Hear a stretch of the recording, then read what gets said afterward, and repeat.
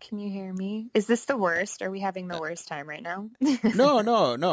Honestly, no. So, I mean, I've had full conversations that I'm so bummed because of, weather interfecting the signal. And I was Sure. just, no. And I always have to end them early and then reschedule them, which bums me out because, you know, Yeah. good conversations. But it's all good. Anyway, Do you want to reschedule or is this okay? no, you're fine now. Yeah, Okay, you're fine. cool. In the cool of the evening when everything is getting kind of groovy. In the cool of the evening when everything is getting kind of groovy. I call you up and ask you if you like to go with me and see a movie. Yeah. Movie. Welcome, everybody, to Casting for Two. This is episode number 360. Of course, I am, as always, the host, Chris. Welcome, everybody, to the podcast. New listeners, young listeners, old listeners, no listeners, all listeners. Welcome. Of course, if you'd like to keep up with everything that I do on the podcast, you can do that on my Instagram and Twitter, both at Casting for Two, as well as, however you're listening to this podcast, whether it be on Apple Podcasts, Google Podcasts, Stitcher, Spotify, iHeartRadio, Radio Public, or the website castingfor2.com. Feel free to leave me a comment. Full disclosure, I don't think you can leave me a comment on castingfor2.com, but that's where you can probably just drop me an email, castingfor2@gmail.com. I think that works out pretty well. So, it's hard to believe 2020 is just around the corner. This is actually the last episode, last new episode of the year. I am taking December off, but fear not, because I will be re-releasing episodes from way, way back in the day, because I saw that they weren't in rotation anymore, and that kind of bummed me out. So I have to pick 4 episodes from the past 360 episodes, so that's going to be fun. But, enough about that. We need to live for today, and today is a wonderful day because I had the chance to have chatted with Michelle Vezilj. Is back on the podcast, and this individual, this person, is so beautiful, and I'm so glad that we've kept in contact the past couple of months when she was first on. I believe that was episode something. I don't remember, my bad. But it was honestly getting to chat with her again and about her new song that came out in October, I Cannot Love You Anymore, which, again, go check out. It's on her YouTube channel or available on all major platforms. Then, so everybody go do that. But, you can do that while we're chatting, or you can wait, either or. So I'm done talking. Let's get into this episode, all right? So everybody sit back, relax, and Michelle, take it away. Hello, how are you doing? I'm doing well, and yourself? I'm doing really well. It's nice to hear from you. You too. So it's always funny when I have guests on the second time. I don't know what to talk about. Yes, we shall talk about nothing for the next 15 to 30 minutes. Yes, exactly. But what, and it's also funny because, I mean, we keep in contact. Yeah. So oh, no, comedy. Yeah. Oh my gosh, yes. How's that going? It's so funny. So the whole reason why I got into stand-up comedy is because when I do my live show for music, it's a little different than the normal singer-songwriter. I like to talk a lot, and I like to talk in between each of my songs. I tell, little anecdotes and stories about my life and how I wrote these songs, because the songs are they come from a deep part of my soul about experiences that I've been going through. And I find that talking about them helps people relate to what I'm singing. And so I had been told multiple times after shows, oh my gosh, you're so funny. It's like you're doing stand-up up there. And I was like, oh, interesting. And I kept getting compared to Mrs. Maisel from Marvelous Mrs. Maisel, which is such an amazing comparison because I'm a huge fan of that television show.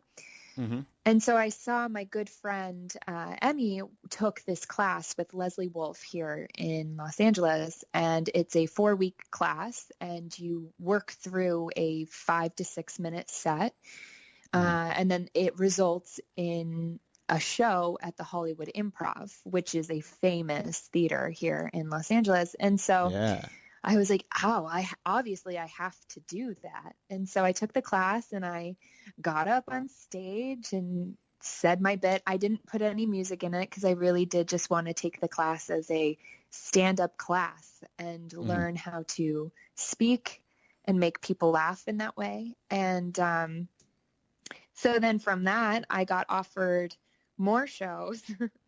And I actually just ended up performing at the Comedy Store, which is insane because I saw Dave Chappelle there and Whitney Cummings and these incredible comedians that have gotten up on stage, and I got to go up there, and my dad flew in and I said very embarrassing things, and, I just watched him turn red. I could see him in the audience. And so what was more nerve-wracking, performing music or stand-up in front of people? Oh, performing music, actually. Stand-up is so easy for me because it's not, I'm not as invested. Like with music, I have a show at the Troubadour coming up in January, and that will bring you so many more nerves because there are going to be a lot of industry people there, and the Troubadour just has such insane history, and getting up on that stage where there have been all of my idols have played, and one of my idols is also playing. Lucy Walsh will be playing. She's headlining, and so she'll be I'll be singing before her, which is honestly just an honor. And so for those kinds of experiences, they're more nerve-wracking. I feel I'm bearing more of my soul, and singing you have to make sure that when you're on stage, when you're singing, there's so much more preparation that goes into that. There's a lot of making sure you're grounded, and I like to meditate and stretch my body, and it's just so much more complex. With stand-up, you kind of, it's all off of impulse. I do have a set. I have things I want to say, but it's a lot more of talking to the audience, and, they'll say stuff and you respond, and it's on the fly. And so there's a little less pressure. I mean, I can't always be funny, but I try. Yeah. Do you ever think you'll bring, music to your stand-up? Yes, actually, I just did an industry showcase for stand-up, and I incorporated my song Below the Belt. A lot of my stand-up material is dating stories from here in LA because let me tell you, I got some crazy dating stories, and I put them all into a set. And then I have this one song called Below the Belt that's about a long-distance relationship, and it's about how even though he is far away from me, we both look up at the same stars. So I compare that to Orion's belt. And the main question of the song is, oh, Orion, what's below the belt? The three kings are hanging with their jewels out. Oh, Orion, what's below the belt? And so I felt that it fit really nicely in with the rest of my set. And so I incorporated music for the first time. Nice. I mean, that certainly sounds like it would fit. Yeah. Yep. But I have a new song coming out, and it's called I Cannot Love You Anymore, which I'm super excited about. Because I was, you sent me over the video and the song, and I enjoyed them both. and then I got really sad. Well, Because of all the shit you go through. yeah.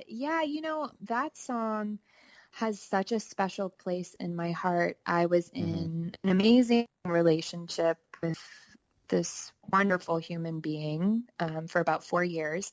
And through the course of relationships, there are a lot of changes. And unfortunately, towards the end, it became really toxic and unhealthy. And so the song itself, it's about the breakdown of a relationship through drugs, alcohol, and cheating. And I finally had to say, it's not that I don't love you anymore. It's that I cannot love you anymore. And I had to choose myself and walk away, even though it pretty much killed me to do so. Mm-hmm. So, but I think that is something that's super relatable to a lot of people, where they have to eventually choose themselves and get out of a relationship and move on because they're growing and the other person is not growing with them. Right. And it definitely, I mean, we've all been in that case where we don't want to let them go, but, we got to. We got to, and I had to, and I did. Yeah, and he actually, that relationship spurred me into songwriting. I was in New York at this time. Our relationship ended. I walked away, and I was pursuing acting as my main focus. And then I started writing more song lyrics because I had done music previously, but never on my own. So I ended up meeting someone who was very influential, and he sat down and listened to my music, and he was like, "Why aren't you pursuing this?" And it kind of knocked me back on my path, and I was like, "Why aren't I pursuing this?" And the only place that I had really gone after music previous was in Los Angeles. And so I was like, okay, well, I guess I'm moving. And 2 weeks later, I moved here and made this my main focus. And you, within the past couple of months, you really have made it your main focus. Yeah. I was working at an incredible production and distribution house called Epic Pictures, and they are working on films. They had Sam Elliott in The Man Who Killed Hitler and then The Bigfoot. And they just did one with Connie Nielsen that premiered at Toronto International Film Festival called Sea Fever. And I'm writing for their films. So I'm working on their female-led horror film called Lucky. And that is directed by Natasha Kermani, who worked with Epic before on her film Imitation Girl.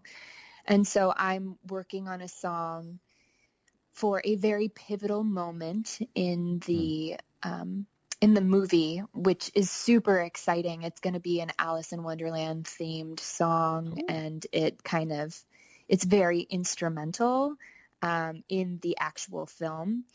So I'm super pumped. I'm working on that right now. And so, I mean, it's nice to hear that you're, even though you are pursuing your musical dreams, but you still have that door open. Absolutely, yes. And I still do. I'm an actor still. So I did a film back in April, and I just worked on my good friend Anna Chazelle's short. It's called Please, and I wrote music for it, and I was in it, which was exciting. And I actually just booked a theater show here, and that is with Crimson Cabaret, and we are going to, it's an immersive theater show, and I'm going to play a Russian spy, so I'm going to have to work on my Russian accent. Oh, do you need help with Russian accent? Yes, I do, because I don't even want to attempt it right now, because it's really bad. There's only two accents I really do well, in my head anyway, Russian and Louisianan. Can you show me what a Louisianan accent sounds like? Louisiana, they got the gators and such. You get the gators and you get the fan boat. Oh my gosh. My brother-in-law's dad, he's very country, but the words he says, they're not very long words. And, towards the end of a word, he'll just trail off. Yeah. So I just kind of use that sometimes. Great. Yeah. Well, So, have you found use for that professionally in some way? oh no, no, absolutely not. I'm so No, surprised. Is- See, okay, this is happening more and more, and I'm grateful, but I wish it happened earlier. The past, I want to say 3 weeks, people have asked me if I do any voiceover work, and I was no, like, could I? You absolutely could. You have a great radio voice. Well, thank you, Yeah. but it's happening now.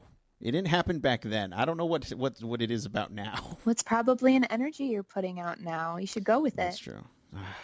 I had one of those bang energies, so I'm bouncing off the wall right now. As you can tell. Absolutely. Well, and like me in stand up, that wasn't something that I was openly pursuing, but it's something that I guess I was energetically putting out there. And so now I'm randomly a stand up comedian. So what's the bigger thrill for you right now? Is it, and I'm not saying musically, like if you were like, okay, you could either do stand up or acting.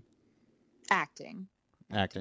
Yeah. And I'm doing another film coming up in January. And then another one of my films, Sargasso, is going to be out on streaming platforms such as Netflix, which is really exciting. So, yeah, stay tuned for acting stuff. I'm still doing that. It's very much a passion. I mean, my goal is to write movie musicals and musical television shows and star in them. So I want to write the scripts and the music and be in them and change the world. There we go. Do you have full scripts written and ready to go, or? Actually, yes. So I have right now, I'm doing, I wrote a song called Where the Rockets Go. And it's about two little kids. It's told from their point of view, and they represent our inner child. It's the little boy and the little girl.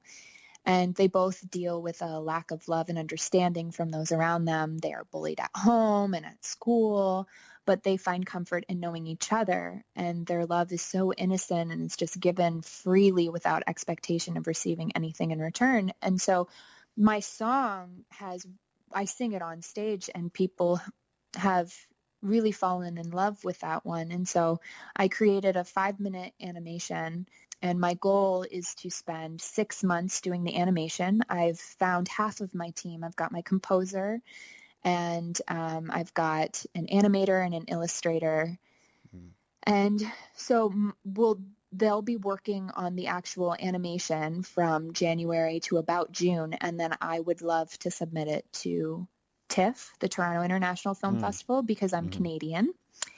And it's always been my goal to have something in that film festival. And what's great about TIFF, not only that it's known worldwide, but also that it is an Oscar qualifying festival. So when I get Where the Rockets Go into that festival, I can then put it up to be nominated for the Oscars, which is pretty awesome. So that's my goal with that one.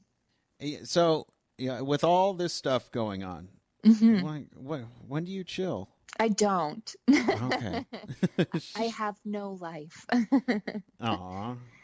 No, I have really wonderful friends that I'm able to make time for, because you always have time for the people that you love. And so I'm constantly working, but I do find an hour or two every once in a while to spend with the people I love. Like, what was the last thing you did on just a chill day? And wait, your birthday doesn't count.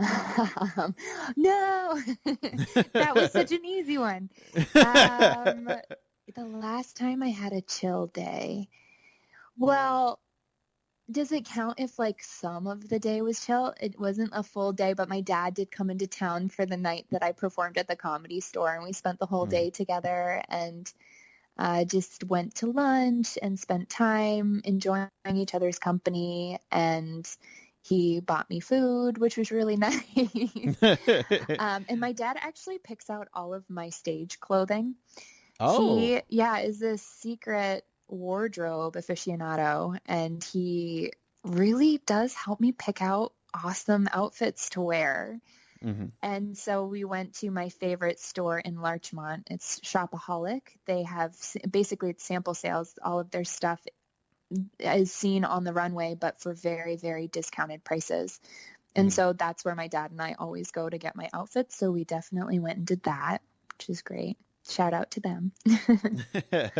So yeah, I would say that would be an example of how I spend time with people. It's usually there is something else that day, but I'm able to make time. Usually if I have a full day off, which is very, very rare, and it happens a lot when I get sick. It's my body's way of forcing.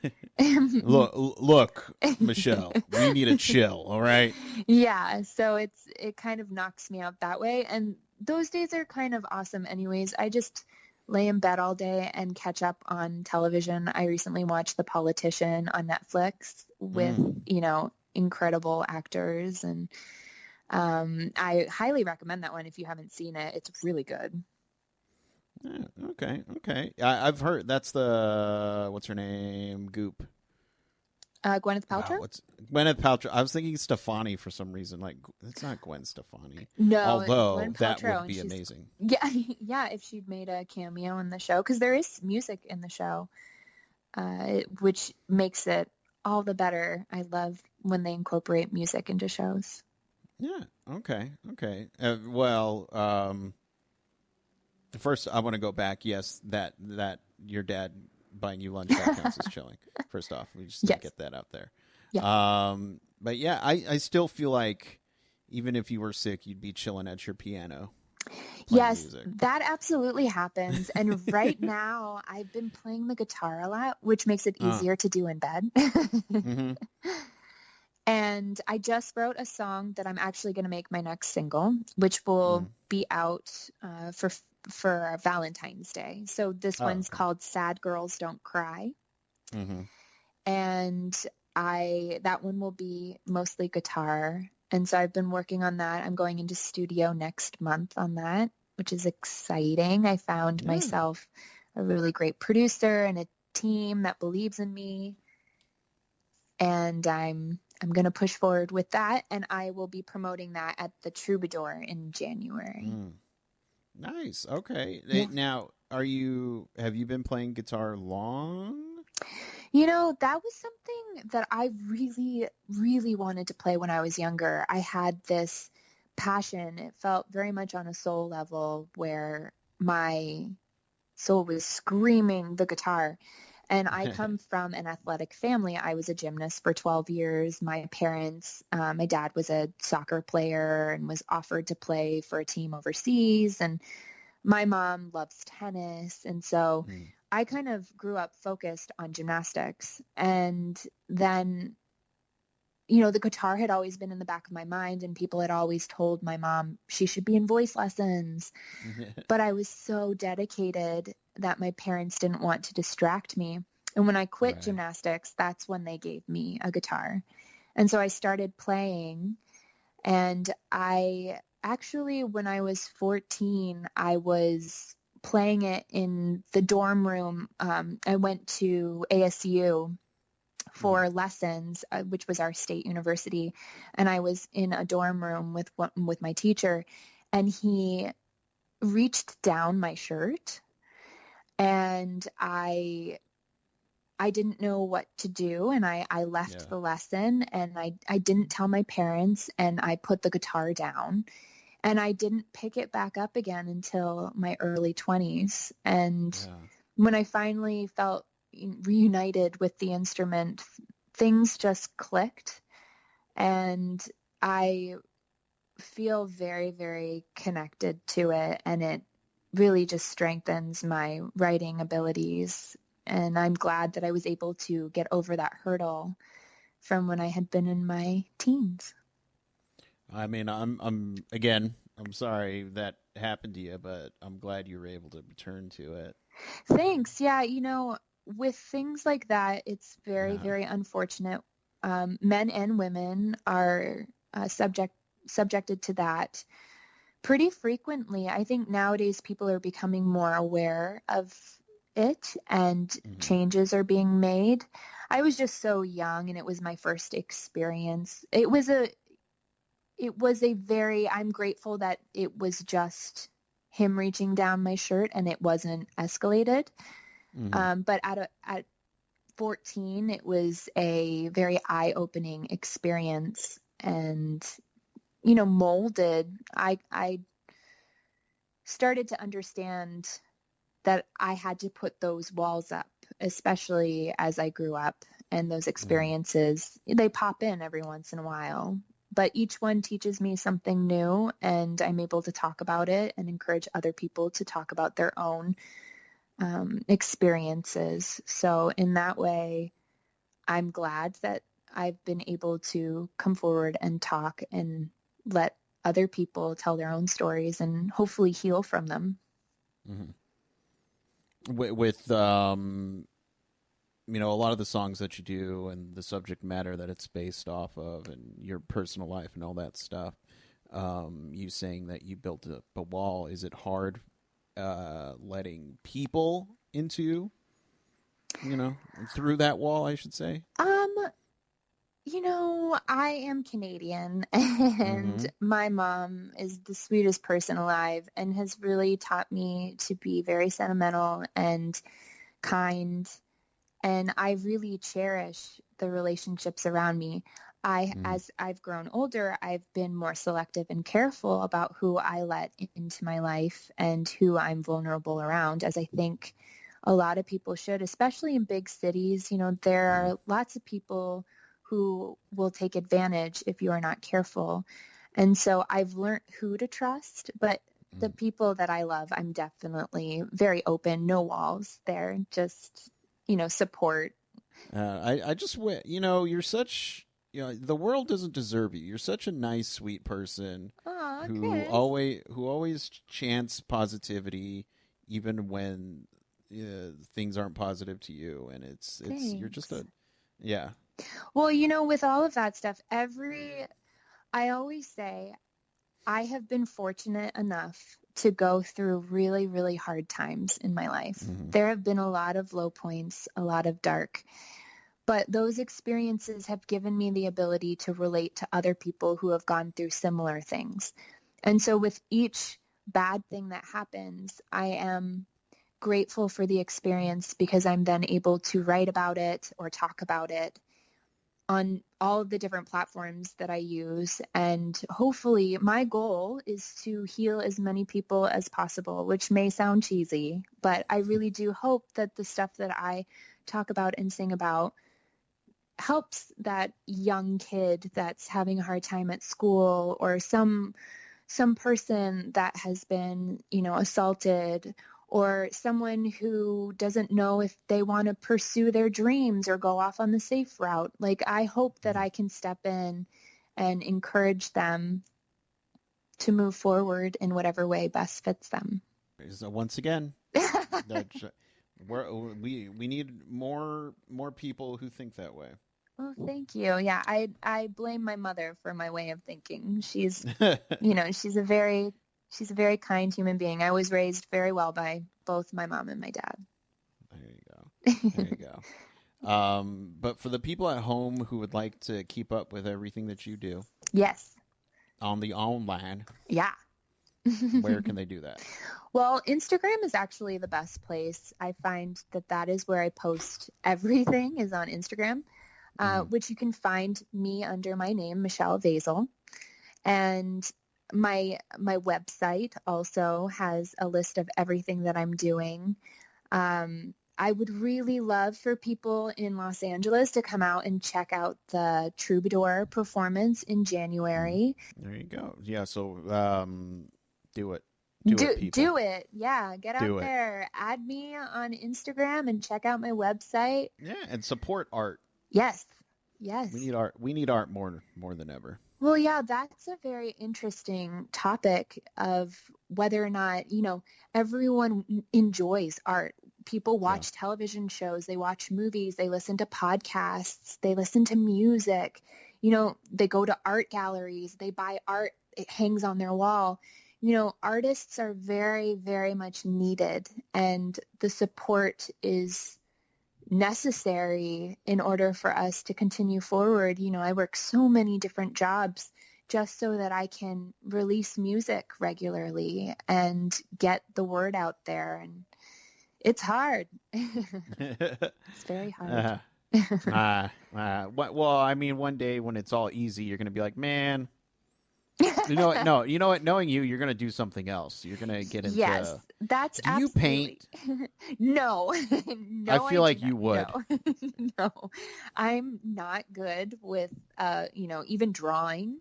I was dating a painter, and he was very, very good at it. And I was like, I will live vicariously through you and your beautiful artwork. But no, I am a patron and not a painter. You say that now. You watch. You never know. I may be up doing a show, throwing in some stand-up while painting a masterpiece. Who knows? There you go. And you're going to be singing. You're going to be doing all that at the same time. Oh, yeah, absolutely. That's what my troubadour performance is going to be in January. Come out and see it, everyone. So everyone bring your ponchos. Yeah, you're in for a wild ride. There we go. But Michelle, thank you again for chatting with me. Of course. I'm always appreciative of everything that you do and just you in general. So, well, thank you. The feeling is mutual. I think what you are doing for artists is fantastic, and we can't get out the word without you, Nah, I'm just a guy with a microphone. Hey, I'm just a girl with a microphone, and you are putting me up on a pedestal. I got to put you up on one too. Well, I appreciate that. Yeah. But yeah, so I'll let you, you got exciting things today. I know you probably got something going on tonight.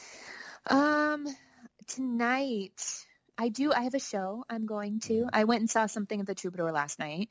And that was fantastic and just was wonderful because the news has just come out that I'm playing there. And so when I was standing in the audience looking up there, I was just so honored. It's fantastic. So I'm going to see a show tonight, and I'm working on some branding stuff. So I have a call with my branding master. There we go. Yeah. There we go. It'd be awesome if his name was Brandon. I wish, but it's Jacob. You got to get rid of him. Find a Brandon. Gonna find a branding Brandon. That's there hard to go. say. Yes. Branding Brandon. Branding Brandon? Branding Brandon. Yeah. There you go. Yeah. But I'll let you go and continue doing good stuff. All right. Thanks, Chris. I'll talk to you soon. Okay. Okay. Bye.